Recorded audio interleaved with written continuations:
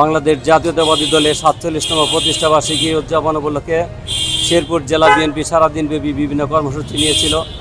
তারই অংশ হিসাবে আমরা শহীদ রাষ্ট্রপতি জিয়াউর রহমান, বিএনপির প্রতিষ্ঠাতা চেয়ারম্যান, ওনার কর্মজীবন এবং ওনার বনাঢ্য ক্যারিয়ারের উপরে আমরা আমাদের বিভিন্ন বক্তাগণ আলোকপাত করেছেন। এবং আমরা বিএনপির শেরপুর সদর উপজেলা 14টি ইউনিয়ন এবং অঙ্গদলের সমস্ত নেতৃবৃন্দ এই প্রচণ্ড গরমকে উপেক্ষা করে বিভিন্ন ইউনিয়ন থেকে বিভিন্ন উপজেলা থেকে হাজার হাজার নেতাকর্মী আমাদের এই র্যালিকে সফল করার জন্য এসেছেন। সেই জন্য শেরপুর সদর উপজেলা বিএনপির আমি সদস্য সচিব হিসাবে এবং শেরপুর জেলা বিএনপির পক্ষ থেকে সবাইকে আন্তরিকভাবে ধন্যবাদ এবং মোবারকবাদ জানাই।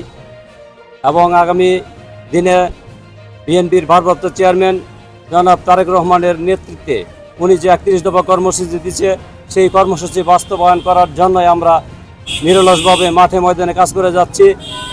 12ই ফেব্রুয়ারি যে নির্বাচন হওয়ার কথা, সেই নির্বাচনের নিয়ে বিভিন্ন কুচক্রী মহল এখনও চক্রান্ত অব্যাহত রেখেছে।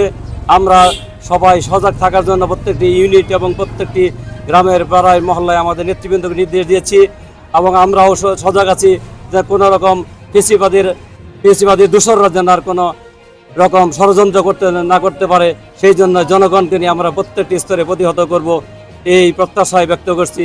এবং আমাদের বিএনপির ভারপ্রাপ্ত চেয়ারম্যান খুব শীঘ্রই আমাদের মাঝে ফিরে আসবেন এই আশাবাদ ব্যক্ত করে আপনাদের সবাইকে ধন্যবাদ জানিয়ে আমি আমার কথা এখানে শেষ করছি।